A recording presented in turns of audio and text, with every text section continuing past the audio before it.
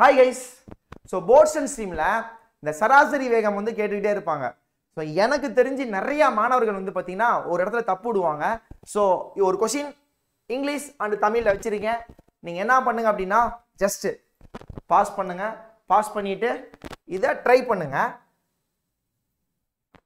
ஒரு ட்ரை பண்ணுங்க. பாஸ் பண்ணிட்டு ட்ரை பண்ணுங்க. அப்புறம் நான் சால்வ் பண்ணி காட்டுறேன். Okay. So a boat moves in the upstream from city P to Q. இதான் P, இதான் Q. upstream அப்படின்னா என்னையா? upstream அப்படின்னா நீரோட்டத்திற்கு எதிர் திசை. அப்ப தண்ணி எந்த திசையில போகுதோ அதற்கு எதிர் திசையில போட்னு போயிட்டு இருக்கா, அதுக்கு பேர் தான் upstream.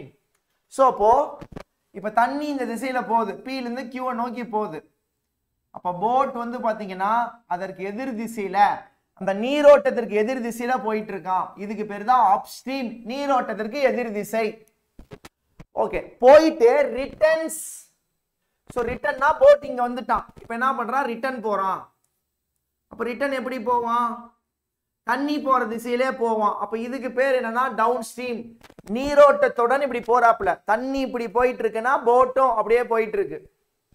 சரி, ஓகே. சோ இப்போ இந்த இடத்துல என்ன சொல்லிட்டானா, speed of the boat in stagnant water. ஒரு தேங்கி இருக்கக்கூடிய தண்ணியில போட்டை விட்டீங்கன்னா அது 35 km/h வேகத்துல போகும். சோ அப்படின்னா x equal to 35 km/h. So stream speed, இந்த நீரோட்டத்தோடைய இந்த வாட்டரோடைய வேகம் என்னன்னா 5 km/h speed. y equal to 5 km/h speed. So what is the total journey? What is the average speed of the? அதாவது இந்த மொத்த பயணத்தோடைய சராசரி வேகம் என்னன்னு கேக்குறான்.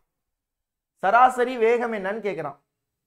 சரி, ஓகே. சோ சராசரி வேகம், சராசரி வேகம், average speed. Average speed, average speed ரெண்டு கான்செப்ட் இருக்கும். தெளிவா நான் எல்லா இடத்துலையும் கொடுத்துட்டேன். யூடியூப்ல கொடுத்துட்டேன், மொபைல் ஆப்ல இன்னும் தெளிவா வேற மாதிரி கொடுத்துருக்கோம். ரெண்டு concept, equal distance, different distance. இந்த கணக்கு சமமான தூரமா இல்ல சமமற்ற தூரமா? ஈக்குவல் டிஸ்டன்ஸ்ல இருக்கா? ஆமா. எப்படி ஆமா? P ல இருந்து Q க்கு போட் போயிட்டு Q ல இருந்து P க்கு போட் வருது.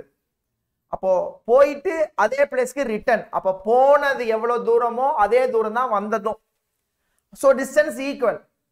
இப்ப டிஸ்டன்ஸ் ஈக்குவல் சராசரி வேகம் எப்படி கண்டுபிடிக்கலாம்னா, ஸோ நிறைய பேர் இந்த ஃபார்முலா யூஸ் பண்ணுவாங்க. 2 into speed 1 into speed 2 divide by speed 1 plus speed 2ன்னு.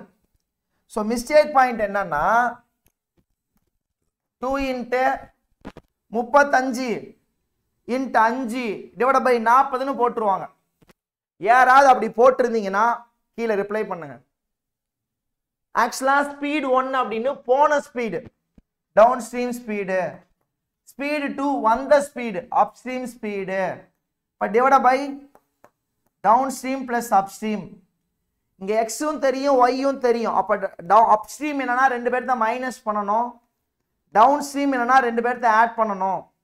ஸோ அப்போ இந்த ஃபார்முலா படி இங்கே அப்ளை பண்ணோம் அப்படின்னா அப்போ 2 பெருக்கல் 40 பெருக்கல் 30 வகுத்தல் 70. ஸோ 0 0 அடி போகுது. அதுக்கப்புறம் இதெல்லாம் மல்டிப்ளை பண்ணோம்னா 80 240. 240 7ஆல் வகுத்தோம்னா 3 டைம் 21 மீதி 30. 30 7ஆல் வகுத்தோம்னா 4. 34.28 kilometre. 34.28 km/h. Option B 34.28 km/h. இதெல்லாம் மிக முக்கியமான கேள்விங்க. இங்க தான் நீங்க தப்பு விடுவீங்க. 1 மார்க் விட்டீங்கன்னா அதுல 2 லட்சம் பேர் மேல வந்துடும். 0.0012 பாயிண்ட்லாம் ரொம்ப முக்கியம். நீங்க ரயில்வே தேர்வுக்கு ப்ரிப்பேர் பண்ணிட்டு இருக்கீங்கன்னா உங்களுக்கான பெஸ்ட் ரயில்வே கண்டென்ட் வந்து பெஸ்ட் ரயில்வே கோர்ஸ் மொபைல் ஆப்ல இருக்கு. இன்ட்ரெஸ்ட் இருந்தால் இந்த நம்பருக்கு ஒரு மெசேஜை பண்ணிக்கோங்க. கோர்ஸ் என்ன பண்ணிக்கலாம் அப்படின்னா எடுத்துக்கலாம். ஆப் டீட்டெயில்ஸ் எல்லாமே பின் பண்ணி வைக்கிறேன். உங்களுக்கு இன்ட்ரெஸ்ட் இருந்தால் மொபைல் ஆப்பை டவுன்லோட் பண்ணிக்கலாம். ரயில்வேக்கான பெஸ்ட் சேனலாக இருக்கும். மறக்காம நம்ம சேனலையும் சப்ஸ்கிரைப் பண்ணிக்கோங்க. மேக்ஸிமம் எல்லாத்துக்கும் சப்போர்ட் பண்ணுங்க. லிங்க் எல்லாம் ஷேர் பண்ணுங்க. நன்றி, வணக்கம். Bye bye, you guys.